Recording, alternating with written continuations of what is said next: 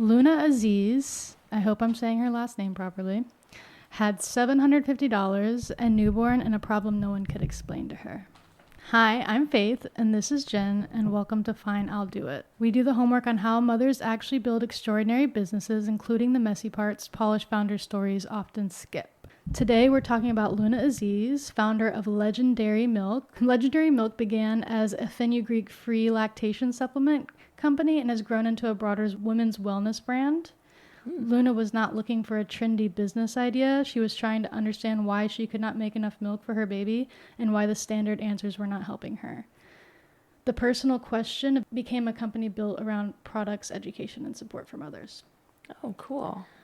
This sounds very interesting. Does it sound like a business idea or a mom trying to solve a problem? A mom trying to solve the problem. This story feels personal to me because I think probably like a lot of mothers we had who've tried to breastfeed have had some troubleshooting errors, and maybe all the troubleshooting we were doing possibly might not have worked. And I think you had a similar experience that I did, maybe not so much. I didn't have the same experience she did. I had an oversupply issue, whereas she had an undersupply issue, and my baby had a tongue tie, which your baby did have a tongue tie too. Yeah, my youngest did. And I remember I did a lot of research and trying to solve the issue. The links that I went through to try to figure out what the issue was to feed your baby was extreme. I felt like I needed the best doctor. And I was really lucky that I had somebody in my circle that had a lot of knowledge, that because I was getting told by every lactation consultant, like, looks normal, everything's fine. And like, I obviously was like, there's no way that this is normal or fine. So I reached out to my OB and I was like, hey, she's a functional OB. She's holistic. I was like, hey, everybody's telling me that this is fine and it doesn't seem fine. And she was like, listen to your instincts and find a lactation consultant that's trained in tongue ties and have that looked into. So I did. So you had a lot of milk and then he was not getting it? Yeah, because he couldn't latch properly. Oh, and then did you get mastitis? I did, but not to a point where without anything going wrong, overproduction is... Yeah, well, for Enzo, hurts. by the time I figured out the problem, breastfeeding was already kind of like, I was like, I can't do it anymore. I think that's a lot of Luna's focus is supporting moms first, and a lot of research. I had issues with Ozzy. Yeah. In the beginning, so much milk, and then it was like a roller coaster. I was so dependent on what I ate or drank. Yeah. It was for sure an emotional roller coaster. Did you end up taking any supplements to help your production? I mean, I would make a huge batch of cookies and like eat them all, and then I would have so much milk in a couple days. What was in these cookies? Oats. Okay. And there's like flaxseed and like brewer's yeast. Yeah. I would just look on Pinterest to find lactation recipes, and those did work, but I obviously like there's such a give and take, because then obviously I don't feel good because I ate an entire batch of cookies. Yes. But then I had great milk. You might relate to Luna's story even more because you actually did the research to find your own supplements or make your own supplements to help your production. Why do feeding problems feel so consuming to moms? Did it feel consuming to you? Oh yeah, absolutely. First of all, a lot of pressure. I think for moms to breastfeed. You and I both did home births, so we were already in that very natural realm, and that's expected, I think. Yeah. Which I only breastfed my first kid until 6 months, and same thing. I was like, I have to work out. I feel terrible. I have to start getting my strength back. Yeah. And as soon as I did that, I lost my milk. And at that point I was like, I have to do this for myself. I'm sorry. I'm like losing my mind. And so my milk dried up, and we were doing bottle feeds then at 6 months. Yeah, you definitely have to do whatever feels right for you at the time, because it can be a lot. So if you could follow the show wherever you listen and send the episode to a mom who might be dealing with breastfeeding issues, maybe they might get something out of this, or at least find a new brand of supplements that they could use. Ooh, yes, I like that. Okay, so now that we've heard a little bit about how I relate and a little brief introduction of Luna, let's get into how she started. Luna was born in Iraq and came to the United States as an infant. She had a career in pharmaceuticals before she started her business, 8 years.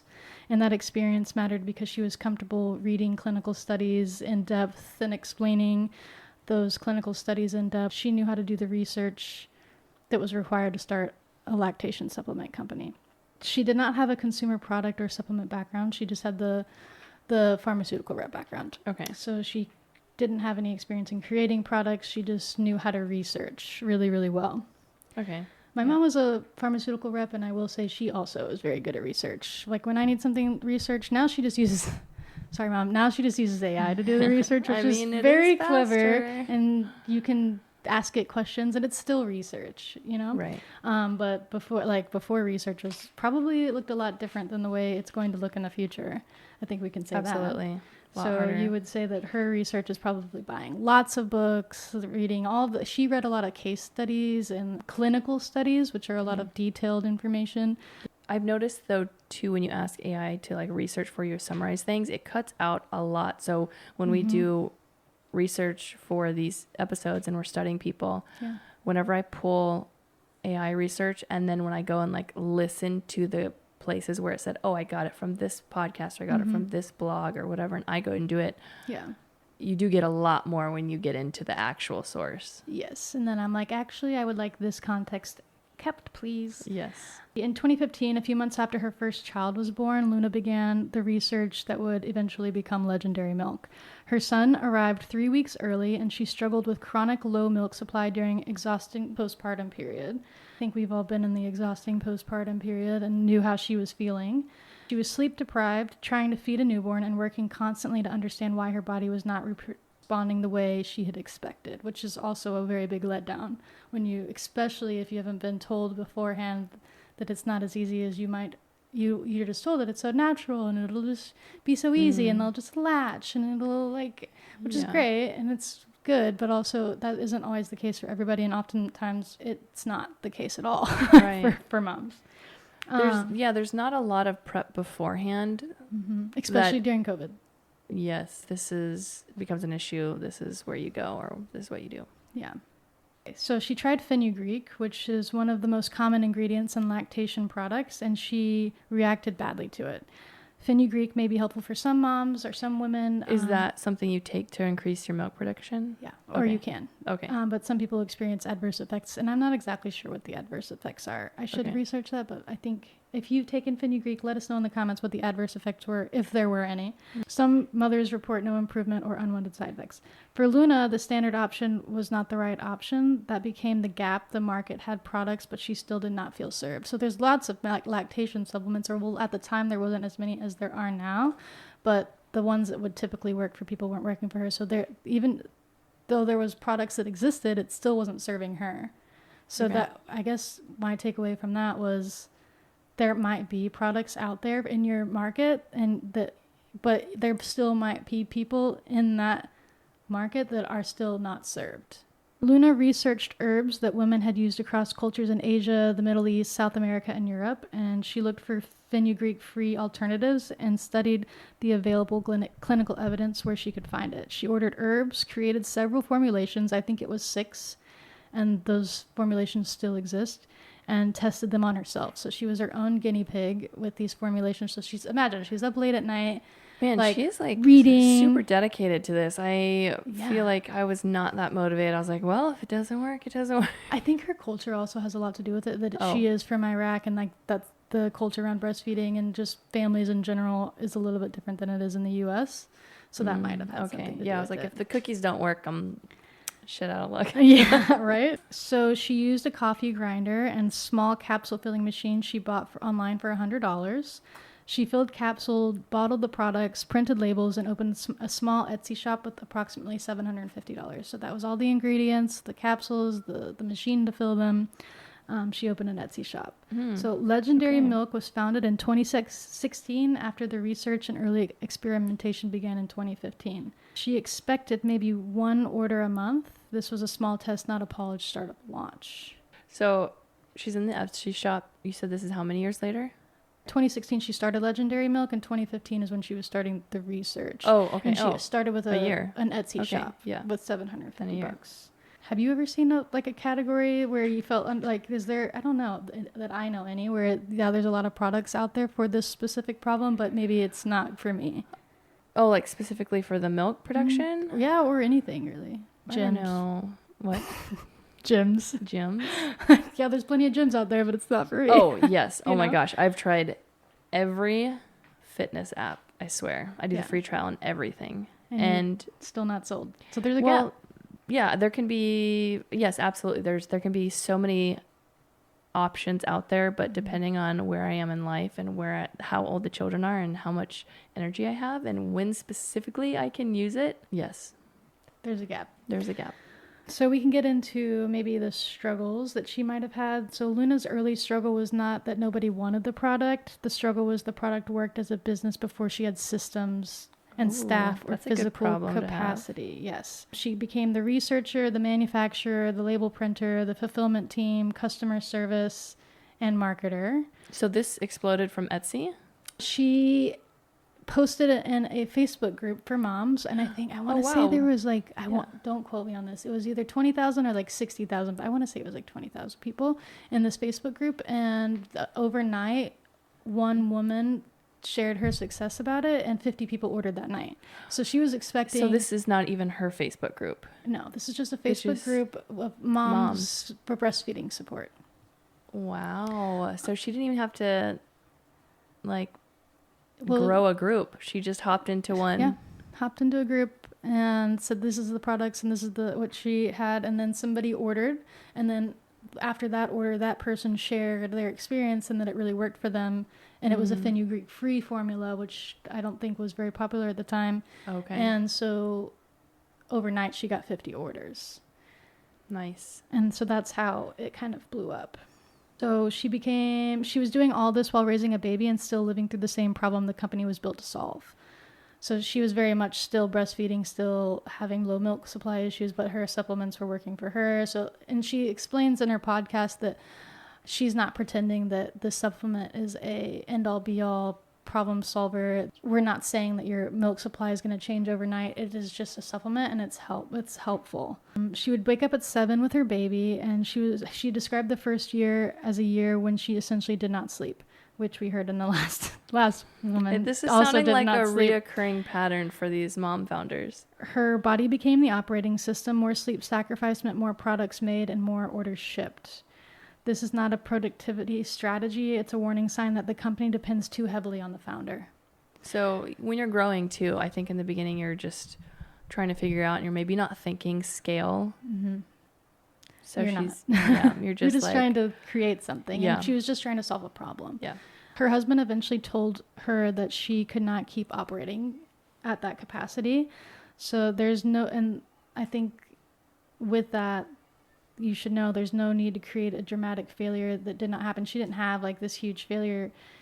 The real conflict was that she just was the bottleneck. She couldn't do everything, and she was trying to do everything, and her husband was like, no more. Sounds like a similar storyline through solopreneurs. Yeah.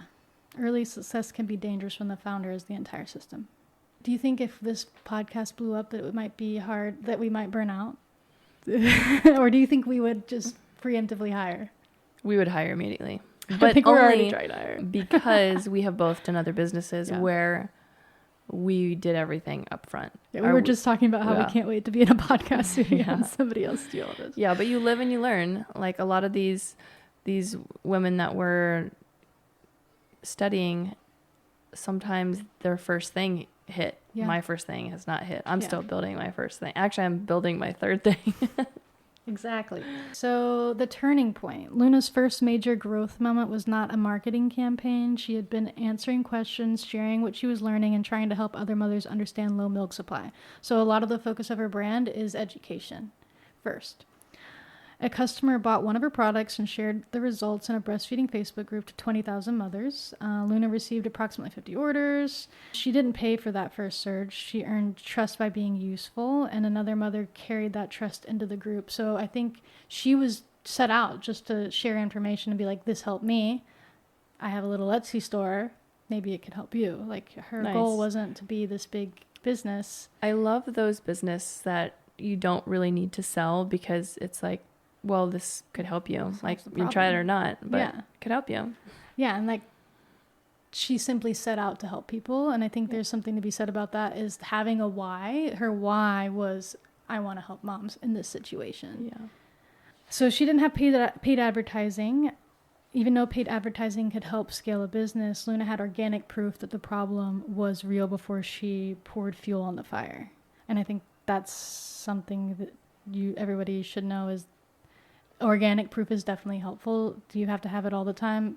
No, but it definitely saves you a lot of money in advertising and marketing if you already know and have proof that it works, that people do need this product. This is a question that people do have. Yeah. And about like the paid advertising, I think right now you can still, if you have a good idea or a good concept or product, you can still get traction organically. And from what I've seen, I haven't tried this myself, but from what I've seen, that is where the whatever pops off that you're doing organically, that's then that same thing is what you take and you market it and you do paid ads for that exact one. You could remake the exact bingo ad. Yes, but try it free first before you spend money if you can. And I can tell you from experience.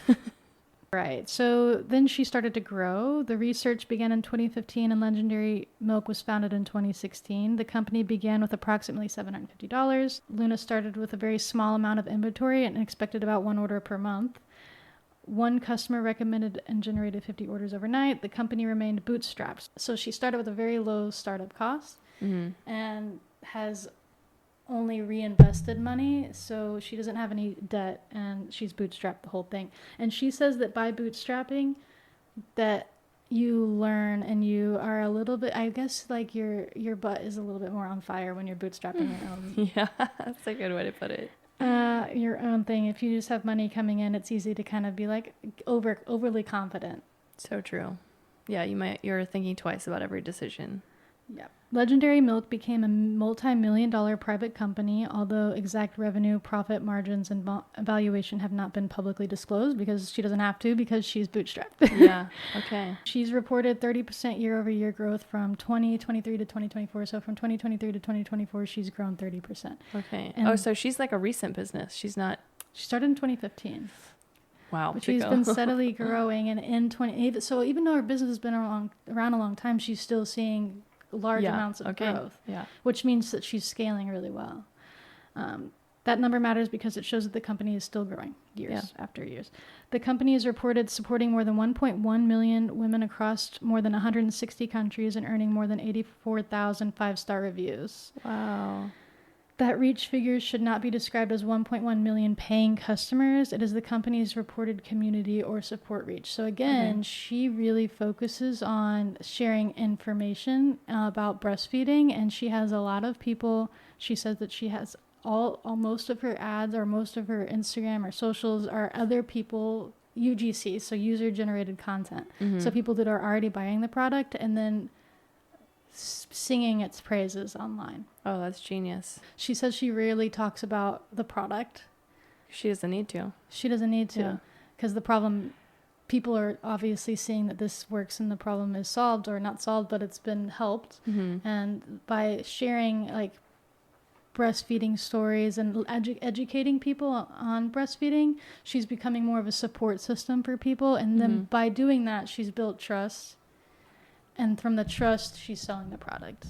So her whole thing is first build the community and support and share free information, which we saw with the woman who her name's Tori, right? Tori, yeah. She was just setting out to share information first. So her products have reportedly expanded into approximately 30,000 retail stores. So she got into Walmart, and then from Walmart she got into Target. Wow. So isn't that kind of cool that us being in California, like we're used to these kind of more crunchy things, where if you were to go to the Midwest where there's only Walmart, you would typically see like the Premier Fitness protein shake, or I've never seen a lactation supplement in a Walmart in my life until recently.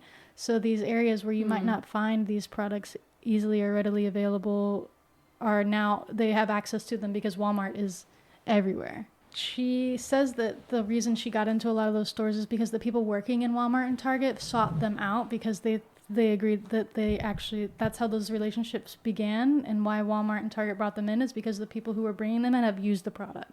So she says in late 2025, she had a 10,000 square foot office and 25,000 feet of a warehouse, about 35,000 square feet combined. So she's huge.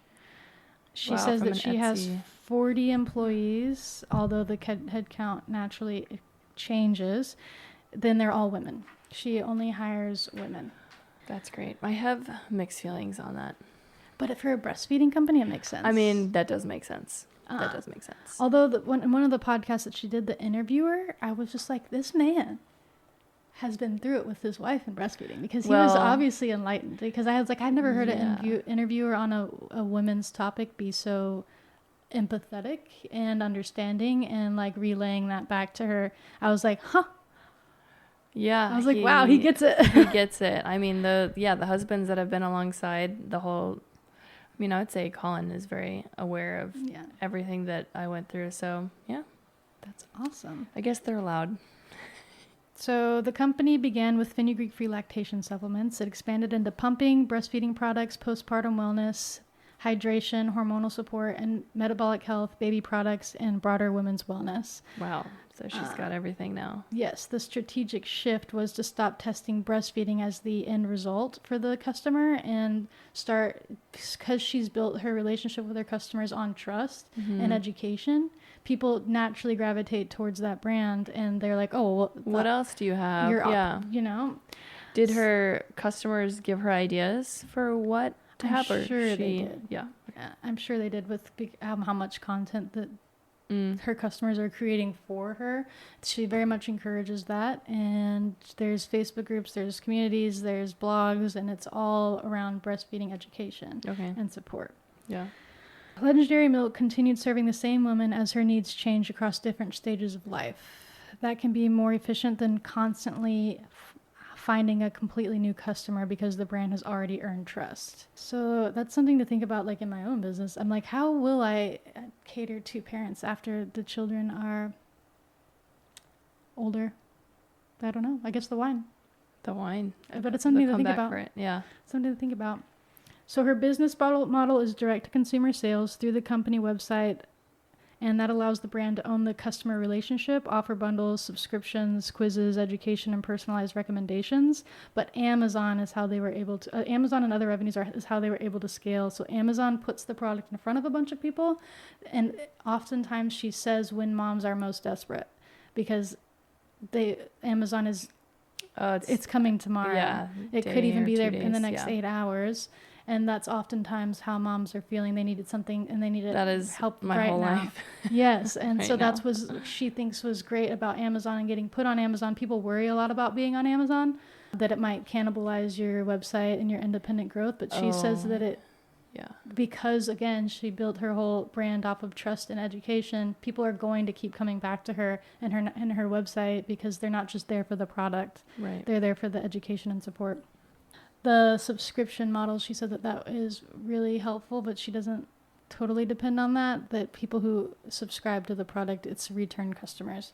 She's kind of just more talking about how once you get into the scale period, like some strategies on when you scale and how she used those different strategies. And Amazon and the subscription model are definitely some of those. So maybe they bought it on Amazon and they get a subscription there, or on her website she's creating bundles. So she's not selling individual products, she's selling a bundle of products so that people maybe get more bang for their buck. She's not using, like even with us with our AI stuff, she's not using every channel. For each channel serves a different purpose for her. Do you think it's smarter to keep serving the same customer or grow with your customer? I guess grow with your customer. Yeah. I think that the convenience would make you buy the product. Like if it was on Amazon versus you have to go find it in an Instagram group or whatever. Do you think that the Amazon is good call? I think the demographic she's serving is on Amazon, which for sure when I'm in a pinch, I'm going to Amazon. Yeah. But as a small business owner, I am trying to go to the source. Right. So maybe I would find her on Amazon. Mm-hmm. That's probably what I would do. I'd find her on Amazon, and then if I needed a subscription, I'd go to her website and set it up there. Yeah, and since she uses the two different channels differently. Luna entered community. So how she got her customers, we've already talked about a little bit, but she entered communities where breastfeeding mothers were already discussing the problems, comparing products, and asking for recommendations. She didn't have to convince a broad group of people that what their issue was. They already knew what the issue was, and they were already seeking out the answer. I'm trying to think about how I could apply that. because a lot of times I think we have to start from scratch, like groups and stuff like that. Like the Facebook group, I'm starting to see that as a trend of moms kind of joining, or I mean, the last episode we talked about Tori, she grew her own. Yeah. I'm usually go to that to like start something fresh, but I like that she was in a community. She joined a community. Everybody's having the same problems. And then I don't know about Facebook groups though. Can you sell stuff? I know sometimes there are rules. You could always, there are different rules for different groups. I think everybody has their own rule. I think the way around that would be like DM me, but that's difficult. So maybe you just find a group that is talking about this lactation supplements and where to buy them already. Okay. You have to, I guess you definitely have to pay attention to the rules. Should we be in some mom groups? Oh, for sure. And we should definitely be sharing our link to our podcast. We're not selling you anything. It's free. Yeah. So that's on our to-do list. Go to all the Facebook groups, which I'm in a bunch. You're not in the Facebook groups? I am in like some furniture selling groups. So the early loop was simple. A mother asked a question. Luna helped a customer try the product, and the customer shared her experience, and another mother bought. So it was people just resonating with the same issue, and then the trust just kept building and snowballing to the brand that she is today. Her customer acquisition became repeatable because we've already talked about it. It's this trust is already built. And then how many more issues like do you have as a mother? Like something pops up in every stage with your kid. Yeah. And for moms, true. Like and we're always in these Facebook. You're not in these Facebook groups, but I'm in the Facebook groups. Okay, I need to maybe be. You know what? I'm in Napa Moms. I'm in that one. Yeah, good. They're a good group. They like the Napa Valley, like the Instagram group, like on Instagram or Facebook group. Their Facebook. They have a Facebook group. Yeah. I need to get in that group. So education about milk supply, pumping ingredients, clogged ducts, postpartum health, and women's bodies gave people a reason to pay attention before they were ready to buy. Honest language helped the brand discuss problems that larger brands often treated clinically, vaguely, and not at all. Customer-created photos and videos allowed real mothers to represent the community rather than making Luna the face of every post. So that eliminates her much. Like, it's not her. And she says she hardly ever talks about the product. I love that for a founder, that you don't have to show up constantly. Yes. That's exhausting to run a business and then also have to run your social media and be all over everything.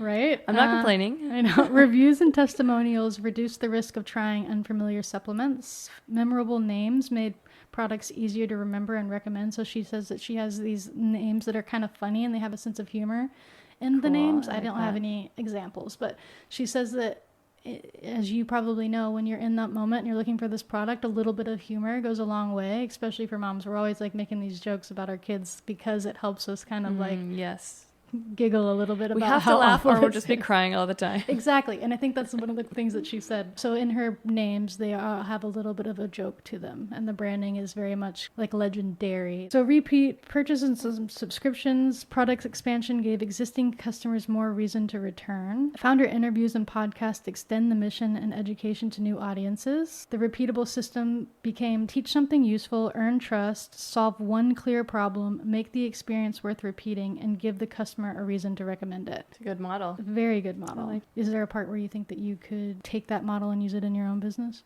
I mean, the whole model. Yeah. The exact blueprint. Yes. I need to remove thinking. No. There's just so many decisions you have to make in the day. Yeah. And I feel like that's partly why we're doing this, because we're extracting blueprints from moms that's proven to work. Yeah, we're learning a lot. Like, just give me that. Let me just take that exactly, actually. You can go to the library and read my case study on Luna Aziz. We Copy and paste. The way her marketing worked so well is that the foundational growth was driven by word of mouth, education, community, and customers rather than traditional advertising first strategy. That does not mean the company has never paid for advertising. It means ads were not the original proof that customers wanted the product. Luna answered the question mothers were already asking, so the audience and the customer base were not two completely separate groups. The person learning from the content might later buy, reorder, leave a review, and recommend the product to another mother. The brand also used humor very intentionally. Luna said that during postpartum, if you're not laughing, you might be crying. Oh, did I just quote her? Yes. Beforehand. I think I've already reflected a little bit, but Luna's story gives a better question that what should I post today on socials might be more educational, and that's something that me and Carla have been working on a lot at the village, is we've used Answer the Public, and we've searched. We had it You read need our to show website. me this. I know. So we gave it our website, and it looks at our website, and it finds our niche, and it finds our brand voice, and then it finds what people are searching for in that niche, and then from there. This is a way to without having to poll your actual customers, which we do plan to do. We just haven't found a way to do it yet. Without having to actually physically poll people, you can find what people are naturally looking for on Google or search engines or AI models or blogs. It finds it and it puts it in a wheel for you, and you just pick a topic and you answer it. That's and great. And then you share that information, and it's easier said than done. You actually have to create the content, but then it's great for funnels. It's great for email copy. So that you can just build that email copy around what's it called? The question, Answer the Public. And we can talk more about AI employees and how they help us do that later. Yes. So that's something that I think that I could take from Luna's story. So when we understand how the customer is feeling, we can speak to them, right? I think that's her whole thing, is she understood how moms were feeling in that moment, and she's like, we're going to speak to that, we're going to educate them on that, we're going to help them through that. And she says that like the entire time in her Etsy shop, she was essentially a consultant. She was essentially, every order she had, people were asking her questions, and she was helping them solve the answer. So she was a support system to these people, and I think that is why they, even on top of the product, they were more gravitated towards somebody helping them and being like a resource than the actual product itself. The product just became naturally successful because of the person and the company actually caring about the needs of their audience. Yeah. Which I think we are doing a great job at. I think we jumped on that pretty early. What is moms in business experiencing? They need to know all these things that we're talking about, or hear them from somebody. If you need help, we will help you. Yes. Something I keep seeing is that for a successful business, you don't necessarily need to reinvent the wheel. Plenty of people, which is exactly what we're doing. Plenty of people have made it, and they have the success, like the blueprint laid out. So that's what we're taking, what's already worked, and we're giving that up to you because we know that you are tired. You have decision fatigue. You've got everybody pulling you, wanting you for something. So if you're in the business mode, you're already there, or you have the idea. Yeah. We're serving you these playbooks. So you can find that on our library.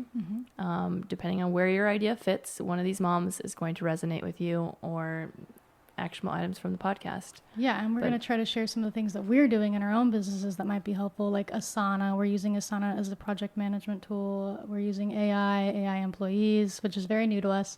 Yes. So, or what categories you should use different AI models for. We are also optimizing websites and SEO and all of those things. So we'll be sharing that as well. But let's talk about how she balanced motherhood. The honest answer is that Luna did not have balance in the beginning. She researched after the baby went down, worked until 2 or 3 a.m. in the morning, and kept adding responsibilities until the business affected her health and her family time. Later, support changed what was possible. Around the period when she had 2 children, because she has 2 children by this time, she was stretched extremely thin. So Luna's mother decided to retire and care for the children full time. Because they're from Iraq, that is more a part of their culture, but that's how she was able to scale this business the way it has been scaled. Her mother retired and is taking care, or decided to help take care of her children full time. I'm glad her mom was around and can do that. I know. She explained that this kind of multi-generational support is normal in her Kurdish family culture, and she understands that might not be possible for my mom stayed home with us. As kids, I'm one of 3, and it was important for her to stay at home, which, was definitely a privilege. My dad had a job that could support the family. Yeah. So she wanted to stay home with us while we were children. And now she started her career at 50, 55. She started her career. So now when we see her, it's like reverse. She's working. I can't help you. Yeah. She's like, I can watch the kids, but she's also on her phone. She's also on her laptop. Now she's actually doing what she set aside to do, which is... We can see that there are different ways to crack the egg, I guess. There's no right way or wrong way. There's just a way. Yeah. But I'm like thinking about that. I'm like, oh yeah, my mom, she already did like her sacrifice. She's not, Yeah, definitely. I'm glad that she admits that she had a lot of help, or well, at least at some point, somebody came to save her a little bit, It's also encouraging, maybe. I don't know if that's the right word, but all of these moms have said that in the beginning, while their business is building and growing, nobody's sleeping. Like they are burning the candle from both ends.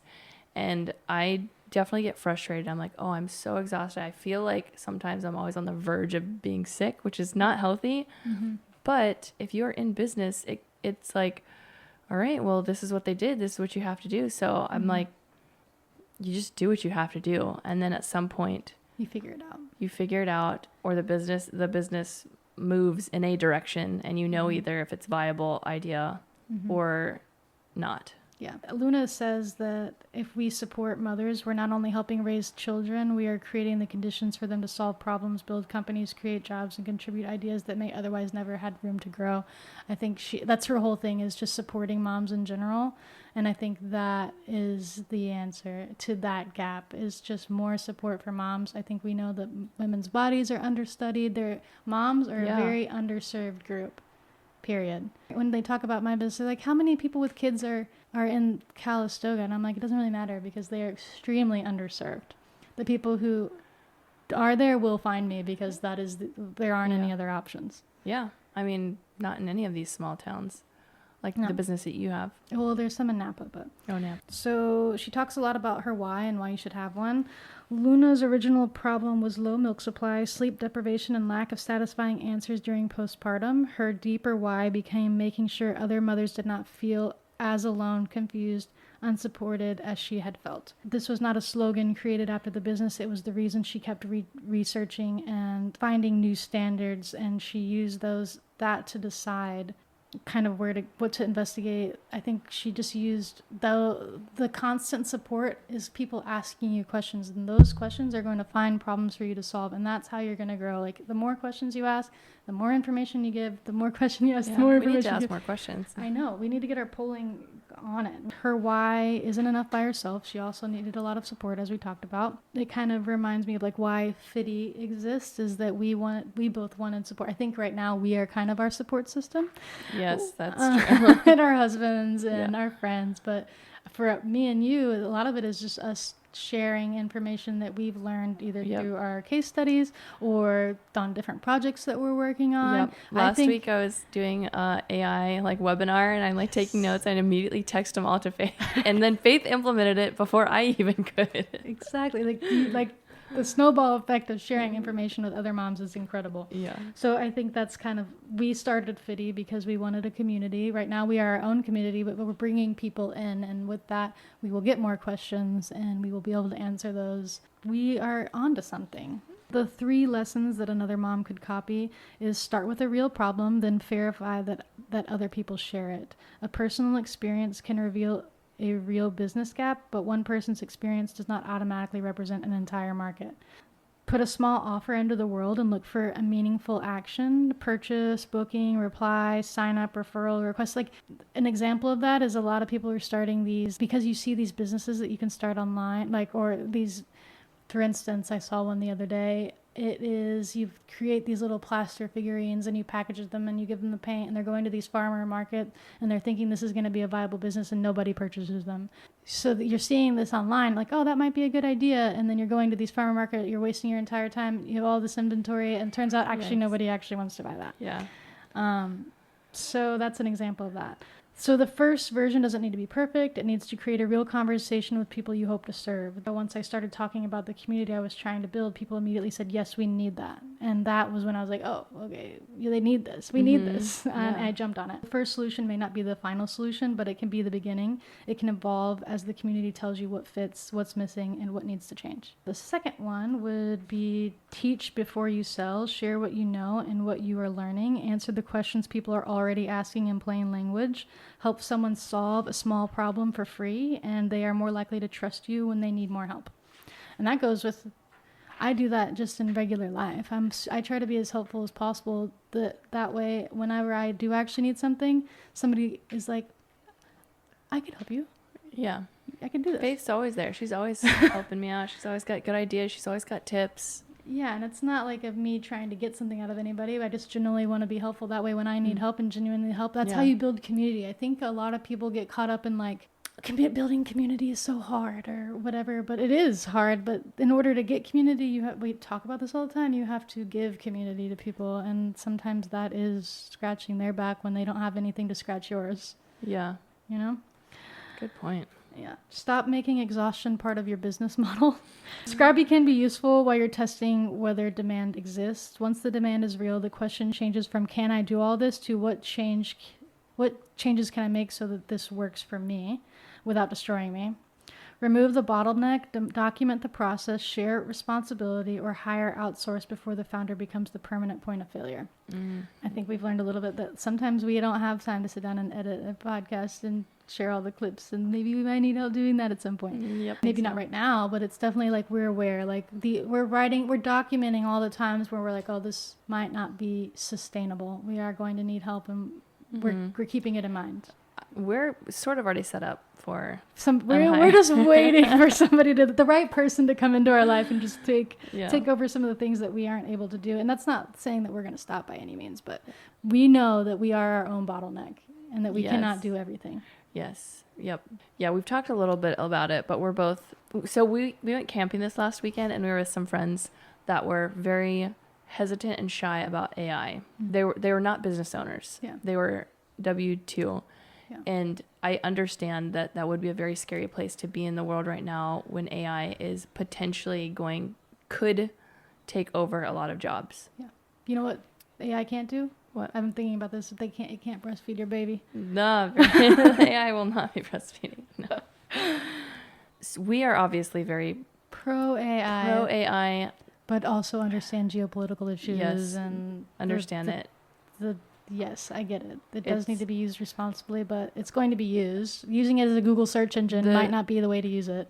But my thoughts are, it's not going away. I'm listening to podcasts all the time, and I'm listening to huge companies and founders that have done these crazy things, and they're all talking about AI, and they're all sharing how they're implementing it.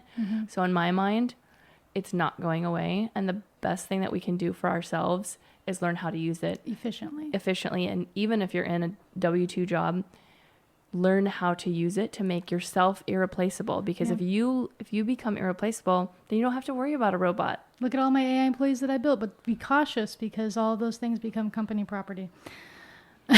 Oh dear, so many takeaways.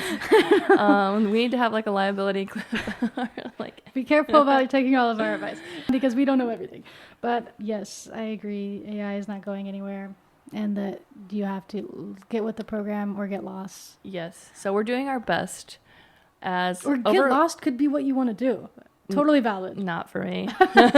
Like somebody might fire me. You know, I've been there. Oh, I've been there. Please fire me. Actually, yes, I know exactly what you're talking about.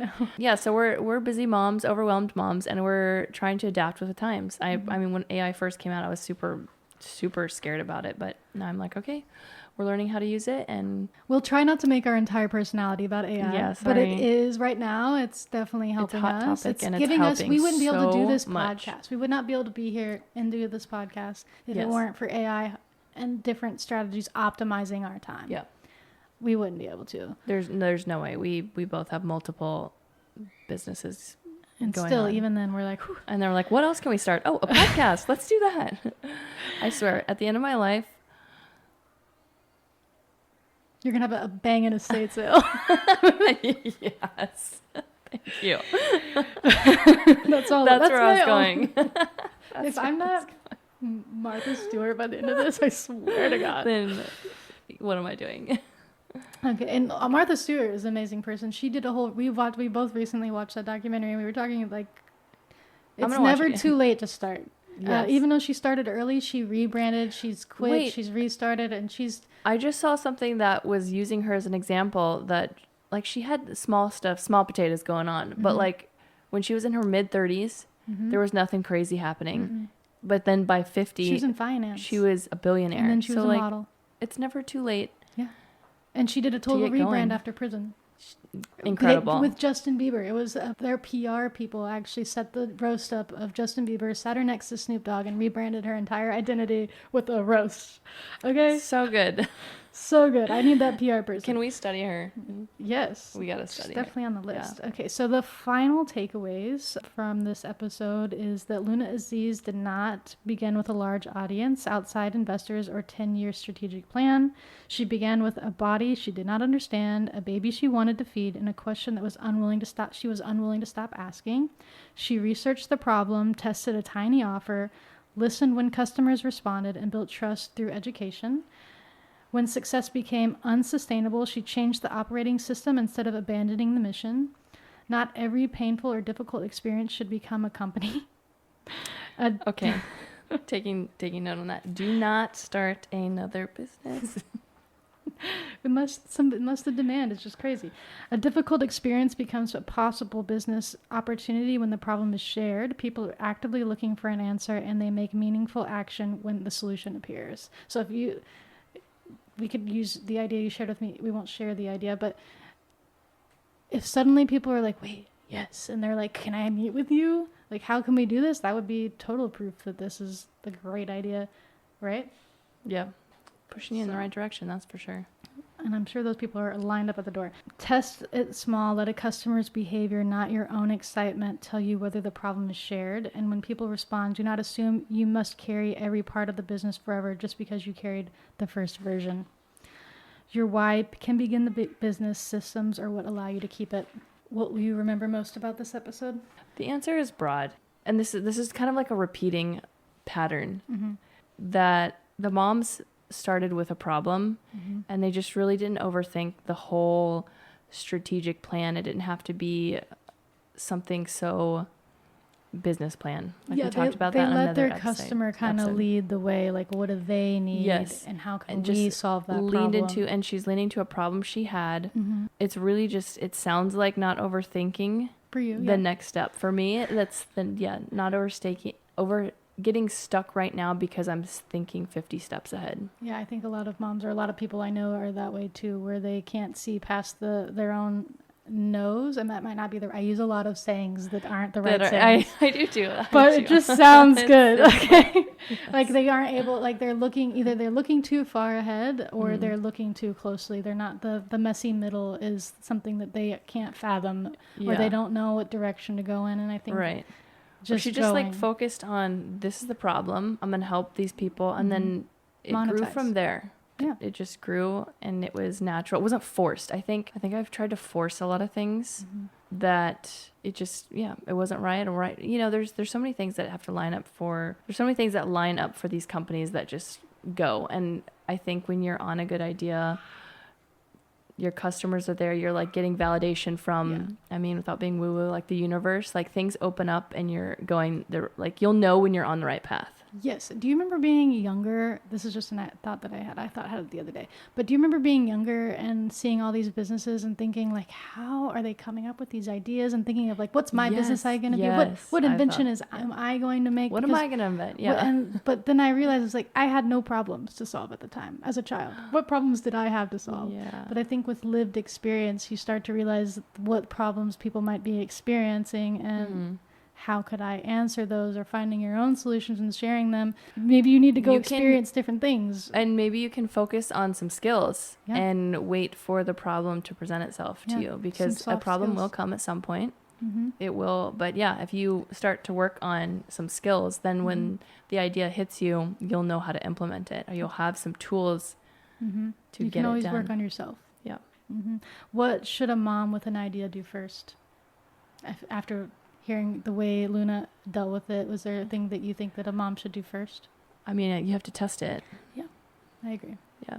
I'm glad somebody said that to me. Even now, I'm still like, is this a good idea? But I'm glad somebody said, we should test this. Is this a viable business? And how important that actually is. Because if I didn't know that, I would have just freeballed it. How are we testing it? For me, I had a unique experience in that my friend owned the building and was very flexible with me. I don't want to say this, but I still don't have a lease for the space that I'm in, which could go bad, could go wrong, but it's very flexible. So I was able to just put signs up outside and tell people verbally, because I live in a small community, and a lot of people were just like, absolutely, we need this. I'm so glad you did this in our community. Now it's just figuring out how to serve those people in our space. What are they getting the most out of, and focusing on that. Because yes, I have a good idea. Yes, I have a great space. Yes, it is needed. At some point you do have to scale. Yeah. I'm just like thinking out loud, but I was like, we should find a mom who like did a really good test and launched some business. I've heard stories and podcasts on people who have done like these crazy launches before they had anything, and then their product or whatever they were selling changed based on what their launch, like the results of their launch. They did a whole launch on just testing. Yeah, that's what you should do. And then that dictated what they're actually came out and the sold. First launch doesn't have to be the last. Right. You can, Which you said you that can actually. you can reinvent yourself 100 million times. Just to like give an example of like specifically. Well, for us, we're constantly trying to find what our audience needs. So do they need another event? Do they need more community? Do they need more support? Do they need more education? Do they need more products? Should wine tasting education be a part of this? What does the community need? Yes, they need a space, but past that, you still have to keep answering. You still need to be looking for questions that people are having and trying to answer them, so that you can, those are opportunities. You can get these people into your business and then figuring out what they need, and then you can cater to those people even further, just like Luna did. Yeah. She started creating more products when they moved on past breastfeeding, and that's because she built this community and asked questions and did a lot of polling and created the support system for people, and that's how she figured out that what the next step was, and how can I better cater my community and service, you know?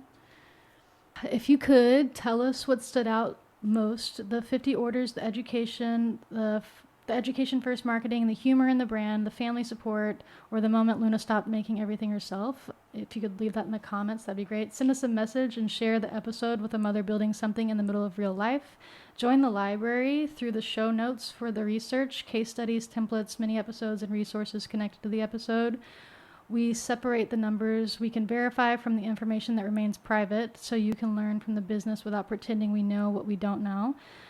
You don't need to look like a founder before you begin. Sometimes you need one question you are unwilling to stop asking. We'll see you next episode. See ya. Bye. Bye.